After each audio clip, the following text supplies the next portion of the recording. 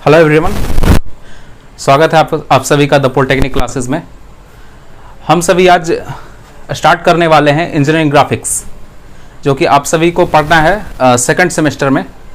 SBT के syllabus के तहत आप सभी का सेकंड सेमेस्टर में इंजीनियरिंग ग्राफिक्स को ऐड किया गया है, जो कि आप लोग को पहले वाला जो सिलेबस था उसमें क्या था कि आपका इंजीनियरिंग ड्राइंग और इंजीनियरिंग ग्राफिक्स दोनों था, सिलेबस दोनों अलग अलग था।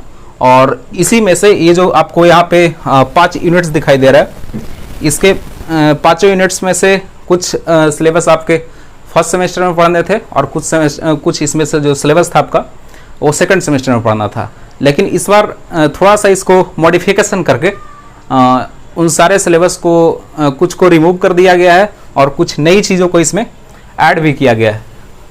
ठीक है, तो शुरू करने से पहले मैं चाहूँगा कि मैं अपना इंट्रोडक्शन दे दूं आप सभी को, और आप सभी भी कमेंट्स में जो जो पढ़ना चाहते हैं वो सारे अपना इंट्रोडक्शन दे देंगे कमेंट्स में। तो मेरा नाम आलोक कुमार दांगी है, मैं अभी बीटेक 6 सेमेस्टर का स्टूडेंट हूँ। मैं भी अभी पढ़ाई कर रहा हूँ, हालांकि ये है कि थोड़ा सा आप सभी से सीनियर हूँ मैं। तो देखेंगे कि सबसे पहले सिलेबस के बारे में जानकारी ले लिया जाए, और इंजीनियरिंग ग्राफिक्स जो हमें पढ़ना है वो एक्चुअली क्या है उसके बारे में बेसिक जानकारी होना चाहिए कि क्यों हम ये पढ़ रहे हैं। इंजीनियरिंग ग्राफिक्स और इंजीनियरिंग ड्राइंग, ठीक है, दोनों लगभग इक्वल चीज़ है। आप उसको इंजीनियरिंग ग्राफिक्स कह लें या फिर इंजीनियरिंग ड्राइंग कह लें। तो किसी भी चीज़ का, किसी भी वस्तु का जो दुनिया में एग्जिस्ट करता है, ठीक है ना, उसका ग्राफिकल रिप्रेजेंटेशन करना, समझ पा रहे हैं मेरी बात को? ग्राफिकल रिप्रेजेंटेशन करना मतलब किसी चीज़ को एक फिगर बना करके, यानी कि उसका एक ड्राइंग बना करके उसको दिखाना। क्योंकि हमारा माइंड ऐसा है ना कि यदि हम किसी चीज़ के बारे में सोचते हैं, बोलते हैं भले ही वर्ड में है किसी चीज़ को, जैसे एक एग्जाम्पल के रूप में यदि हम देखें तो हम यदि किसी चीज़ का नाम ले रहे हैं, आम, मैंगो, तो मैंगो का जैसे ही हम सोचते हैं तो मैंगो हमारे दिमाग में क्या होता है कि एक मैंगो का एक फिगर सेटअप हो जाता है, जिसके तहत हम उसको क्या करते हैं, उस चीज़ को हम एनालाइज कर पाते हैं। तो ड्राइंग भी बेसिकली वही चीज़ है, ग्राफिक्स जो जिसको हम कहते हैं कि हम चीज़ों को उसके सहारे एनालाइज कर पाते हैं, उसको हम ग्राफिकली रिप्रेजेंट कर पाते हैं, ठीक है ना। तो स्टार्ट करने से पहले यहाँ पे सिलेबस में जो आपका दिया गया है टोटल 6 है। कैड के 2 यूनिट्स हैं आपके। तो स्टार्ट करते हैं। सबसे पहला यूनिट जो है आपका वो है यहाँ पे यूनिट 1। तो यूनिट 1 में सबसे पहले हमको पढ़ना है basic elements of drawing. Drawing बनाने में किस किस चीज़ों का इस्तेमाल करते हैं, किन किन इंस्ट्रूमेंट्स का हम इस्तेमाल करते हैं, उसके बारे में हमें पढ़ना है। जैसे ड्राइंग बनाने में आपको सबसे पहले तो ज़रूरत पड़ेगा प्रोटेक्टर, जिसको आप लोग अपने भाषा में डेढ़गोड़वा बोलते हैं, ठीक है ना। फिर आपको ज़रूरत पड़ेगा आपका मिनी ड्राफ्टर का, जो हम एक जो ड्राइंग बोर्ड होता है उस पर लगा करके उसको हम ड्राइंग का स्केचेस हम खींचते हैं। और भी बहुत सारी चीज़ें हैं, T² होता है। तो जब हम पढ़ेंगे इसको डीपली तो जानेंगे इसके बारे में कि इसके एलिमेंट्स क्या क्या होते हैं। फिर बेसिक एलिमेंट्स ऑफ ड्राइंग में ही हम देखेंगे, हम जानेंगे स्केल के बारे में कि कितने तरह के स्केलिंग को हम यूज़ करते हैं। स्केल कहने का मतलब ये हो गया सीधा सीधा कि आपका किसी ओरिजिनल चीज़ें को, किसी ओरिजिनल स्ट्रक्चर को हम एक सीट के ऊपर कैसे उसको उतारेंगे, ठीक है ना। तो ऐसा तो नहीं है कि मान लेते हैं किसी बड़े बड़े स्ट्रक्चर का, जैसे एक हम बड़ा सा एक गाड़ी का ही हमको एक फिगर बनाना है पेपर के ऊपर में, तो उसको हमको स्केल, तो उसका जो ओरिजिनल स्केल होता है, उसका ओरिजिनल जो डायमेंशन होता है, उसको तो हम प्लेस नहीं कर सकते हैं पेपर के ऊपर। तो उसके डायमेंशन को थोड़ा सा हम रिड्यूस करके, या फिर रिड्यूस करके हम क्या करेंगे, एक पेपर के ऊपर हम उसको प्लेस कर पाएंगे। और उसी यदि कोई ऑब्जेक्ट बहुत छोटा है वो मतलब उस समझ सकते हैं कि आप उसको खुला आँख से देख भी नहीं सकते हैं, तो उसको हम क्या करते हैं कि उसको हम थोड़ा सा उसका जो डायमेंशन होता है उसको हम इनलार्ज करके और पेपर के ऊपर प्लेस करते हैं, ठीक है ना। तो पहला हो गया कि एलिमेंट्स, इसी में आपको पढ़ना है बेसिक एलिमेंट्स ऑफ ड्राइंग में। स्केल का भी जानकारी आपको इसी में मिलेगा। स्केल में आपको मेनली दो तरीके का स्केल आपको पढ़ना है, एक प्लेन स्केल है, एक डायगोनल स्केल है। उसके बाद है आपको यूनिट 2 में यदि आएंगे आप, यूनिट 2 में जैसे ही हम आते हैं तो हमें पढ़ना है ऑर्थोग्राफिक प्रोजेक्शन। ऑर्थोग्राफिक प्रोजेक्शन में आपको कोई एक सॉलिड ऑब्जेक्ट का, ठीक है ना, जैसे एक सॉलिड ऑब्जेक्ट मान लेते हैं कोई यही आपको, ये आपको स्केच जो दिख रहा है ये क्या है, एक सॉलिड ऑब्जेक्ट है। यदि हम इसको देखेंगे, ऑर्थोग्राफिक प्रोजेक्शन कहने का मतलब हो गया कि इसका व्यू पता करना कि किस व्यू से ये कैसा दिख रहा है, ठीक है ना। ये आपको सिलेंड्रिकल ऑब्जेक्ट है, ये जो आपका स्केच है ये आपका एक सिलेंड्रिकल ऑब्जेक्ट है। तो ये आपको इसमें जनरली यही करना होता है ऑर्थोग्राफिक प्रोजेक्शन में कि आपको ये टॉप से देखने में किस तरीके का हमको व्यू आ रहा है इस ऑब्जेक्ट को, फ्रंट से देख रहे हैं तो कैसे आ रहा है, रियर से देख रहे हैं तो कैसा आ रहा है। रियर कहने का मतलब है कि पीछे से, ठीक है। जनरली 6 व्यू में हम बांटते हैं, लेकिन आपको पढ़ना 3 ही है। इसमें आपको टॉप व्यू के बारे में ध्यान रखना है, ठीक है, टॉप व्यू। फिर होता है आपका फ्रंट व्यू,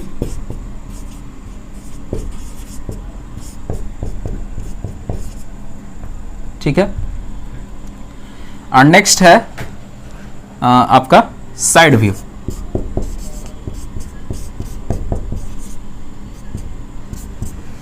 ठीक है, जनरली 3 व्यू ही होता है, लेकिन एक्चुअल में अगर आप जानेंगे तो ये 6 व्यू हो जाएगा।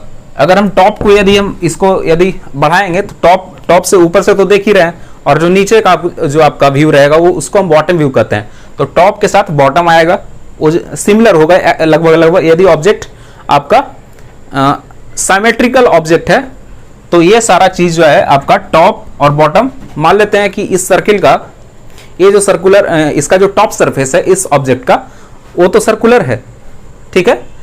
यही अगर इसका जो बॉटम का सरफेस रहता है वो क्या होता, यदि वो रेक्टेंगुलर हो जाए तो उसमें फिर आपको टॉप व्यू और बॉटम व्यू में आपको फर्क आ जाएगा, ठीक है ना। ऐसे जनरली मान करके चलते हैं, जो हमें पढ़ना है सिलेबस में वो आपको सिमेट्रिकल व्यू का ही लगभग सारा कुछ आपको पढ़ना है, ठीक है ना।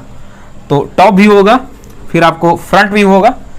फ्रंट व्यू के साथ आएगा, फ्रंट व्यू कहने का मतलब होगा कि we are seeing the object from front. यदि हम किसी ऑब्जेक्ट को फ्रंट से देख रहे हैं तो हम उसको फ्रंट व्यू कहेंगे, यही है। तो इसको यदि सामने से देखेंगे तो कुछ ऐसा नजर आएगा, ठीक है ना। और फ्रंट व्यू के साथ ही आता है आपका, मैं यहाँ पे लिख दे रहा हूं, टॉप व्यू के साथ आएगा आपका बॉटम, फ्रंट व्यू के साथ आता है आपका रियर, ठीक है। रियर को हम बैक व्यू भी बोलते हैं, लेकिन उसे टेक्निकली हम रियर कॉल करते हैं, ठीक है ना। फिर आता है हमको साइड व्यू। साइड व्यू मतलब कि लेफ्ट साइड और राइट साइड। तो साइड में भी हमारा 2 आ गया, लेफ्ट और राइट, ठीक है, लेफ्ट एंड राइट, ठीक है। नेक्स्ट यदि आएंगे तो हमारा है यूनिट 3, ठीक है ना। देखो यूनिट 2 एंड यूनिट 3 दोनों एक दूसरे से रिलेटेड है। इसमें क्या करना होगा ऑर्थोग्राफिक प्रोजेक्शन में कि आपको एक 3D ऑब्जेक्ट यानी कि एक सॉलिड ऑब्जेक्ट दिया हुआ रहेगा, उसका आपका टॉप व्यू, फ्रंट व्यू और साइड व्यू आपको स्केच करने होंगे, यानी कि बनाने होंगे कि कैसा दिख रहा है वो ऑब्जेक्ट। अगर हम किसी चीज को, ये मैं सिर्फ ड्राइंग का ही नहीं बात कर रहा हूं, आपके आने वाले और भी सेमेस्टर्स में यदि हम किसी चीज को अच्छे से एनालाइज कर लिए ना तो बहुत ही आसान हो जाता है। तो ड्राइंग भी आपको एक तरीके से देखें तो एक एनालिटिकल ही सब्जेक्ट है, ठीक है ना। कितने अच्छे से आप एनालाइज कर पाते हैं चीजों को, ये बहुत बड़ा फर्क डालेगा, ठीक है ना। नेक्स्ट है आपका आइसोमेट्रिक प्रोजेक्शन। हाँ, तो अभी मैंने बताया कि यूनिट 2 और यूनिट 3 एक दूसरे से आपका रिलेटेड है। तो रिलेटेड है क्यों ऐसा हम कर रहे हैं कि इसमें आपको एक सॉलिड ऑब्जेक्ट दिया हुआ रहेगा ऑर्थोग्राफिक प्रोजेक्शन में और आपको ये सारे व्यू आपको क्रिएट करने होंगे, टॉप व्यू, फ्रंट व्यू और साइड व्यू। और इसी से रिलेटेड यदि देखें तो टॉप के साथ बॉटम, फ्रंट के साथ रियर यानी बैक व्यू, एंड देन आपको हो गया साइड व्यू। साइड व्यू में दो आएगा, एक लेफ्ट साइड व्यू और एक राइट साइड व्यू, ठीक है ना। और आइसोमेट्रिक प्रोजेक्शन में क्या होता है कि आपको ये सारे व्यूज दिए हुए रहेंगे क्वेश्चंस में, टॉप व्यू, फ्रंट व्यू और साइड व्यू आपको, या हो सकता है कोई दो ही दे, टॉप व्यू दे और आपको फ्रंट व्यू दे।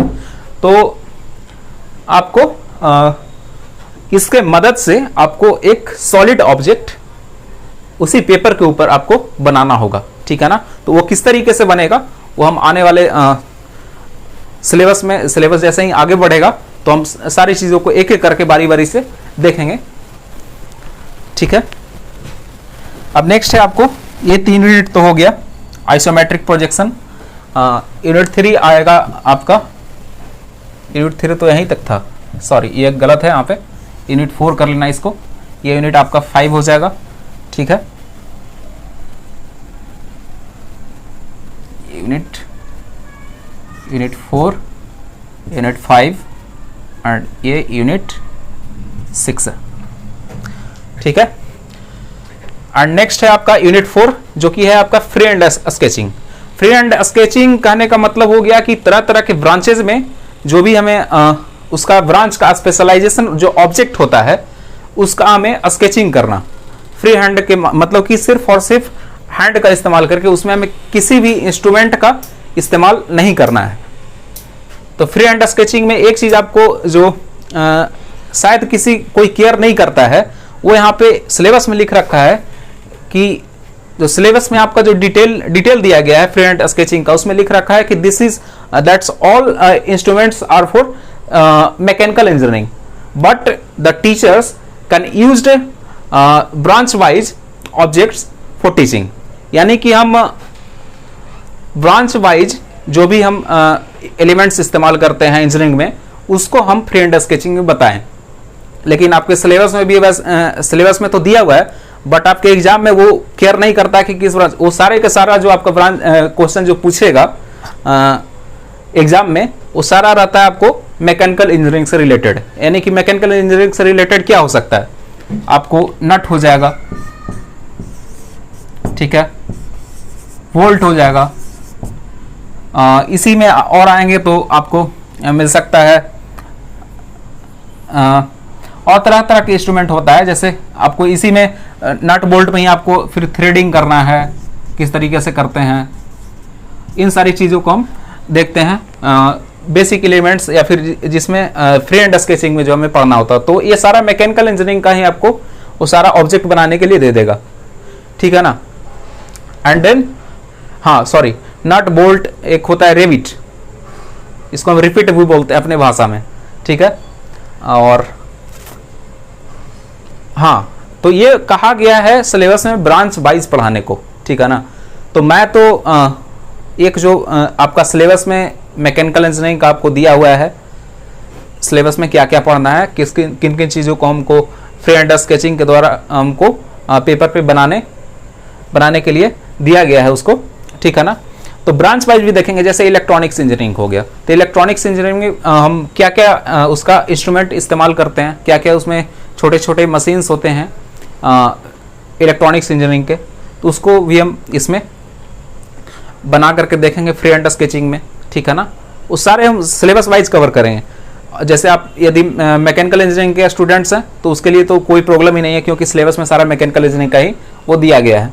फिर यदि कोई स्टूडेंट अगर सिविल इंजीनियरिंग का है तो सिविल इंजीनियरिंग में जो भी एलिमेंट्स आएंगे उसके ब्रांच वाइज, तो उसमें क्या आ सकता है, उसमें हमको ब्रिक का सेक्शन बनाना हो सकता है, हमको उसमें एग्रीगेट का हमको सेक्शन बनाना हो सकता है, उसमें हमें आपको वॉल का सेक्शन बनाना हो सकता है, ठीक है। तो तरह तरह के इसमें हम देखेंगे फ्री हैंड स्केचिंग में किस तरीके से हम उसको बनाएंगे। और आता है आपको यहाँ पे यूनिट 5। यूनिट 4 तो आपको ठीक है, ये कंप्लीट हो जाएगा, लेकिन थोड़ा सा इस बार एसबीटी जो है सिलेबस को थोड़ा सा डिजिटलाइज करते हुए 2 यूनिट आपका, ये चूंकि इसको काम ये बहुत पहले करना चाहिए था, करीब करीब आज से 3-4 साल पहले ही इसको ये काम कर देना चाहिए था, जो अभी ये ऐड किया है कैड का, यानी कि कंप्यूटर एडेड ड्राइंग को। इसमें हमको बेसिकली पढ़ना क्या है कि हम थोड़ा सा खुद को मॉडिफाई करते हुए जो हम चीज़ों को हम पेपर के ऊपर प्लेस बनाते हैं, स्केच करते हैं, यानी कि जो हमारा ट्रेडिशनल ड्राइंग मेथड है उसको हम थोड़ा सा उससे बढ़ते हुए आगे हम इन्हीं चीज़ों को जो आप यहाँ पे देख पा रहे होंगे, ऑर्थोग्राफिक प्रोजेक्शन को, आपका ये आइसोमेट्रिक प्रोजेक्शन है, इन सारी चीज़ों को हम बना सकते हैं कंप्यूटर एडेड ड्राफ्टिंग के ऊपर। और जितना ये आपको इफिशिएंटली वर्क करता है उससे कहीं ज़्यादा इसमें आप इफिशिएंटली वर्क कर सकते हैं, ठीक है ना। इसमें आपको टाइम टेकिंग भी कम लगेगा इसमें चीज़ों को बनाने में, फिर आपको टाइम टेकिंग कम लगेगा सबसे पहला, और ज़्यादा उसमें आपको प्रिसाइज बना सकते हैं, क्योंकि हमारा हाथ जो है ना ये कितनों भी चाहें आप तो ये एक्यूरेट पूरा पेपर के ऊपर वो प्लेस नहीं कर पाता है, कुछ ना कुछ एरर कहीं ना कहीं आ ही जाता है। जैसे आपको हैचिंग करना है तो हैचिंग करने में हमको जनरली 45 डिग्री का एंगल लेना होता है हमेशा, या फिर हम ड्राफ्टर से करते हैं उसमें भी कुछ ना कुछ एरर आ जाता है। लेकिन यदि हम इस्तेमाल करते हैं इन सारी चीज़ों को, कंप्यूटर एडेड ड्राफ्टिंग का जो आपको एक सॉफ्टवेयर होता है ऑटोकैड, उसको इस्तेमाल करेंगे तो उनसे एरर आने का चांसेस 0 हो जाता है, आपका टाइम टेकिंग कम होता है, आपका ड्राइंग का जो स्पीड होता है वो बढ़ जाता है, आपका एक्यूरेसी बढ़ जाता है, सारा चीज़ आपका मेंटेन हो जाता है, ठीक है। तो ये एक सिलेबस का एक ओवरव्यू है। तो सिलेबस में ये हमारा टोटल 6 यूनिट है। कैड का एक्चुअली कैड 1 और कैड 2 मैंने कर दिया है, हालांकि ये आपके सिलेबस में 2 यूनिट करके दिया हुआ है, unit 5th and unit 6th, ठीक है ना। यूनिट 5 और यूनिट 6 में आपको 2 यूनिट कैड पढ़ना है, कंप्यूटर एडेड ड्राइंग। बाकी सारा जो आपका ट्रेडिशनल ड्राइंग है जो पहले से चलते आ रहा है आपका सिलेबस में, उन सारी चीज़ों को इसमें बताया गया है, ठीक है। तो आज के लिए तो इतना काफ़ी है, बट इसको शुरुआत करने से पहले, इंजीनियरिंग ग्राफिक्स को शुरुआत करने से पहले मैं ये चाहता हूँ कि जो सीरियस हैं पढ़ने को लेकर के सेकेंड सेमेस्टर के सिलेबस को, वो क्या करेंगे कि यदि आप, हो सकता है कि आप 10th पास आउट होकर के आए हों, डिप्लोमा में एडमिशन लिए हों, और कुछ ऐसे भी होंगे जो 12th पास करके भी एडमिशन लिए होंगे। तो 10th पास करके जो एडमिशन लिए हैं या फिर 12th पास करके दोनों के लिए मेरा सजेशन ये है कि आप इसको शुरू करने से पहले, क्योंकि कल से आपका शायद ऑफलाइन क्लासेस भी स्टार्ट होने वाला है, तो आप प्रैक्टिस कर लेंगे जो आपको 10th में बेसिक चीज़ें जो पढ़नी थी। जैसे एग्जाम्पल के रूप में आपको पढ़ना था ट्रायंगल, ठीक है, आपको पढ़ना था रेक्टेंगल, आपको पढ़ना था पेंटागन,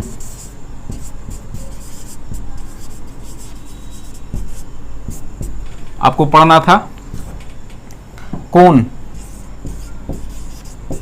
आपको पढ़ना था सिलेंडर,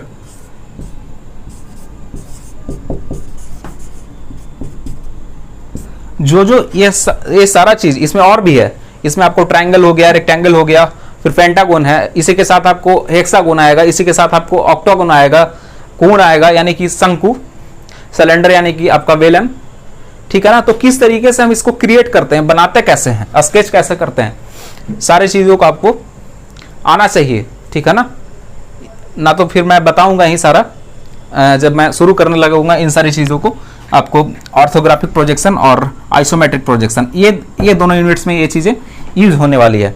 यदि आपको ये पहले से बेसिक अगर अच्छा है, पहले से कंप्लीट है, तो आपको बहुत ही आसान होने वाला है ये दोनों यूनिट, ठीक है ना।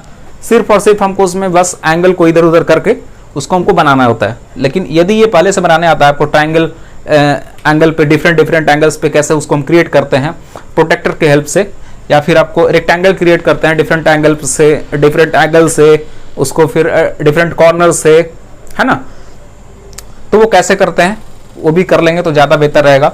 ये समझ लेना कि आज के लिए ये होमवर्क है जो आप पहले से पढ़ चुके हैं, यानी कि 10th में आप पढ़ के आए हैं, या फिर पहले से आप तो पढ़े ही होंगे, क्योंकि जो भी आया होगा डिप्लोमा में एडमिशन लिया होगा वो 10th पास करके ही आया होगा, तो इन सारी चीज़ों से वो अवगत होगा, मुझे जहाँ तक लगता है, ठीक है ना। फिर आपको पेंटागन कैसे, उसका क्या एंगल होता है, अगर यदि आपको एंगल मालूम रहेगा तो आसानी से आपको पेंटागन बना सकते हैं। फिर आपको कोन है, ठीक है, तो कोन में क्या होता है, कोन में एक आपको नीचे का जो बेस होता है वो सर्कल होता है, फिर उसके ऊपर आपको 2 स्लैंट एजेस होते हैं, ठीक है। फिर आपको है ये सिलेंडर, ठीक है। सिलेंडर यानी कहने का मतलब हो गया कि बेलन, उसका टॉप भी आपका सर्कुलर होगा एंड उसका बॉटम भी सर्कुलर होगा, वो सिलेंडर उसको कहते हैं। तो कैसे हम इन सारी चीज़ों को हम बनाते हैं, पेपर के ऊपर ड्रॉ करते हैं, क्या क्या मेथड होता है। हाँ, एक चीज़ और, जैसे और भी चीज़ें हैं